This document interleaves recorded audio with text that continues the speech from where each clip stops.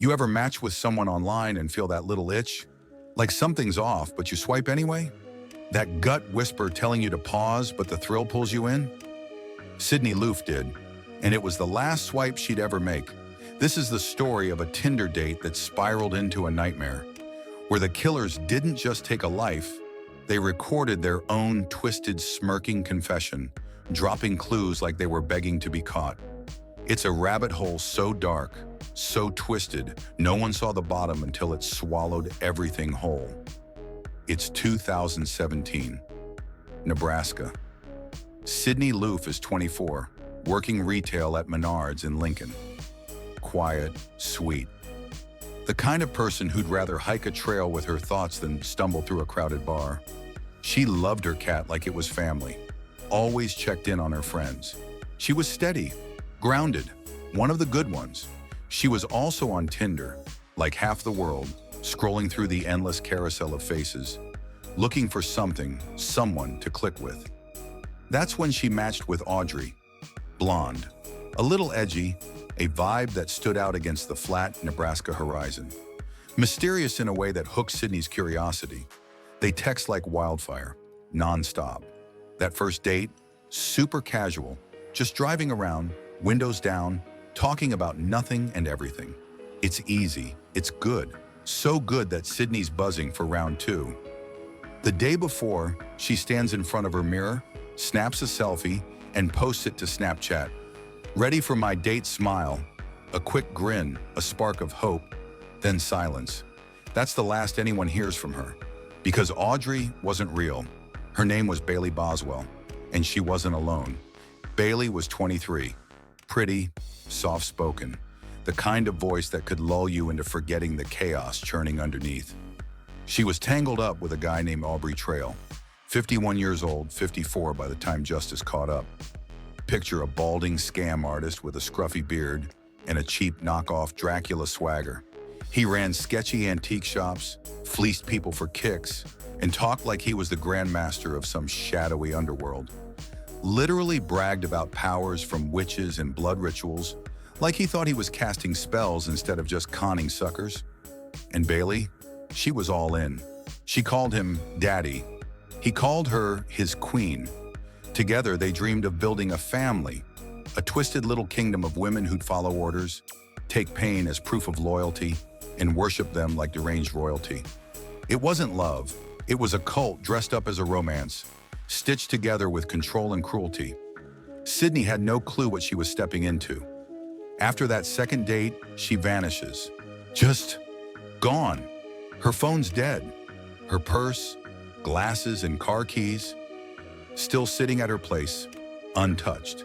Her cat unfed, meowing into an empty apartment. That's not Sydney. That's not her at all. Something's wrong. Bone deep wrong. Her friends lose it. Her mom reports her missing. The cops jump in fast, and every thread they pull leads straight to Audrey, aka Bailey Boswell. They roll up to Bailey and Aubrey's spot in Wilbur, a nowhere town 30 miles from Lincoln. But the apartment's a ghost town. They've bolted. The trail's going cold. Until Bailey and Aubrey pull the most bizarre, narcissistic stunt imaginable. They post a Facebook video. Aubrey's in the driver's seat, eyes glinting like he's starring in his own movie. Bailey's beside him, quiet but complicit, and they're smirking. "We're not running," he says, voice dripping with arrogance. "Sydney's no longer with us, but we didn't kill her." It's not a confession, not outright. It's a taunt, a dodge. He's saying she's dead but swearing they're clean, then rambling about witches, power, women volunteering to join their warped little tribe. Like he's flexing his delusions for the camera while daring the world to figure it out. Bailey just sits there, a shadow glued to his side, unreadable, unshaken. It's haunting, like watching predators play with their food after the kill.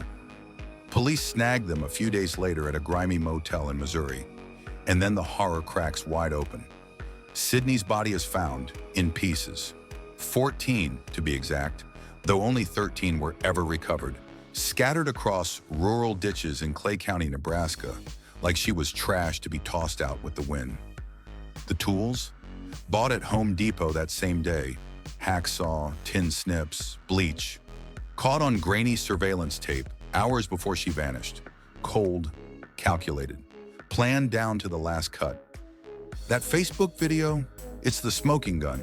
Aubrey's own evasive words, paired with cell tower pings and those damning receipts, map the whole sick crime. In court, he tries to spin it. Says Sydney agreed to some twisted sexual fantasy, a game with ropes and choking that went wrong. Claims it was an accident, like strangling someone with an extension cord is just a whoopsie you stumble into. Bailey, she cleaned it up, helped bag the body. Rode shotgun while they dumped her along dirt roads like she was nothing more than a chore to finish. But it gets worse. This wasn't random. The FBI digs into their past, and it's a pattern.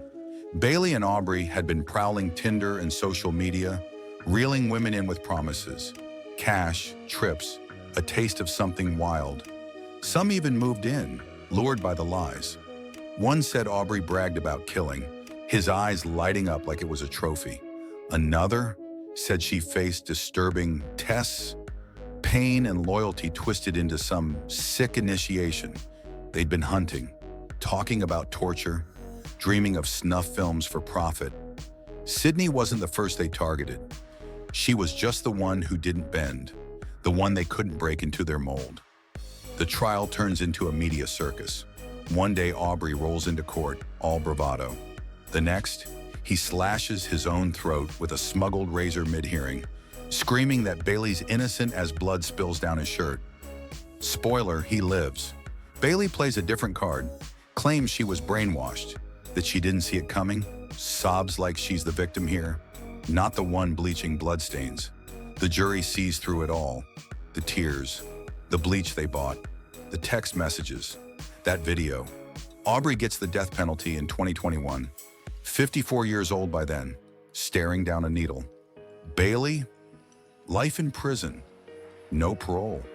Locked away at 27, her queen days done. But no sentence brings Sydney back. Her family sits through every hearing, every photo, every gut-wrenching detail of what those monsters did to their daughter, their sister, their light. And still, they don't get the one thing they deserve. Why? Why her? Why record that smug video about it? Why turn a Tinder date into something this evil? There's no logic, no motive that ties it up neat. Just two people who fed off pain, who got off on control, who wanted to watch the world squirm. They didn't just kill Sydney, they mocked her memory, taunted her loved ones with every smirk, every lie. And maybe that's the scariest part. Because Sydney wasn't reckless. She wasn't naive. She was hopeful.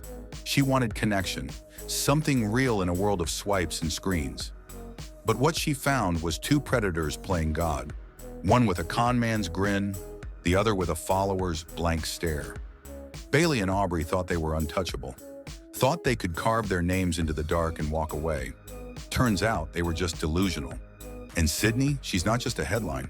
She's a reminder that monsters don't always lurk in the shadows. Sometimes they smile in selfies, swipe right, and wait.